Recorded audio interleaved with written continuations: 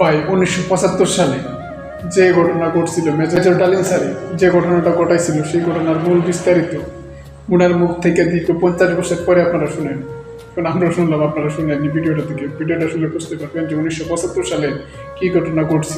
ভিডিওটা দেখেন ভাই, প্লিজ দয়া করে ভিডিওটা দেখেন।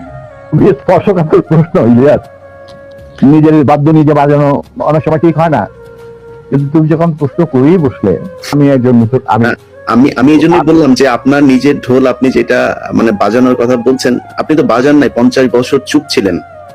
যেই স্বাধীনতা আপনারা এনে দিয়ে গিয়েছেন, সেই স্বাধীনতা না আসলে তো আজকের শেখ হাসিনা যে অবস্থায় দেশকে নিয়ে গিয়েছিল, সেই 75-এর পরে আর হয়তো 2-1 বছর লাগতো শেখ মুজিবের সেখানে নিয়ে যেতে।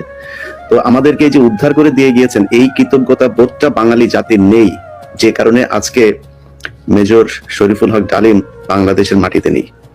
অথচ আপনাদেরকে সর্বোচ্চ সম্মাননা দিয়ে আমাদের দেশে রাখা দরকার ছিল, সেই সম্মানটুকু আমরা দেখাতে পারি নাই বলেই মাঝে মধ্যে আবার 2024 আসে। তো আপনি ওইটা নিয়ে আমার মনে হয় দেরি তো অবশ্যই হয়েছে, কিন্তু আমাদের জানা উচিত। এই জাতি প্রতিটা মানুষ জানতে চায় কি হয়েছিল 75-এর 15ই আগস্ট। মুজিব এবং তার সরকারকে প্রোটেকশন দেওয়ার জন্য ইন্ডিয়ান আর্মি অবস্থান করবে বাংলাদেশ। বাংলাদেশের কোন শক্তিশালী সামরিক বাহিনী গঠিত হবে না।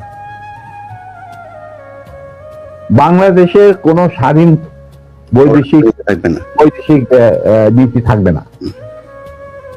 বাংলাদেশের শাসন ব্যবস্থা, আমলাতন্ত্র, শিক্ষা ব্যবস্থা, স্বাস্থ্য ব্যবস্থা, শিল্প ব্যবস্থা, কৃষি ব্যবস্থা সবকিছুই চলবে ভারতীয় বিশেষজ্ঞদের ইচ্ছা মতো। তারা মুজিব বিরোধী কোনো মানুষকে বাঁচিয়ে রাখা হবে না, তার জন্য যত লোক মারা দরকার মারা হবে। আমরা একটা করদ রাজ্যে পরিণত হয়ে গেলাম। কিন্তু সমস্যা দেখা দিল যে বাংলাদেশের মাটিতে যদি যে ইন্ডিয়ান সোলজাররা অবস্থান নেয়, তাহলে বিদেশ থেকে কোন রকম কোনো দেশেই বাংলাদেশকে স্বীকৃতি দিতে রাজি না। কারণ পাকিস্তান ইতিমধ্যে সিকিউরিটি কাউন্সিল থেকে একটা আইন পাস করে নিল যে বাংলাদেশে নিয়ন্ত্রণ করতে ভারত তাদের সেনাবাহিনীর মাধ্যমে, সরকারের মাধ্যমে। অতএব এটা একটা ডিসপিউটেড টেরিটরি, এটা একটা স্বাধীন দেশ নয়। তাই আপনারা স্বাধীন কিভাবে রিকগনাইজ করবেন মুজিবের সরকারকে? ইন্ডিয়ান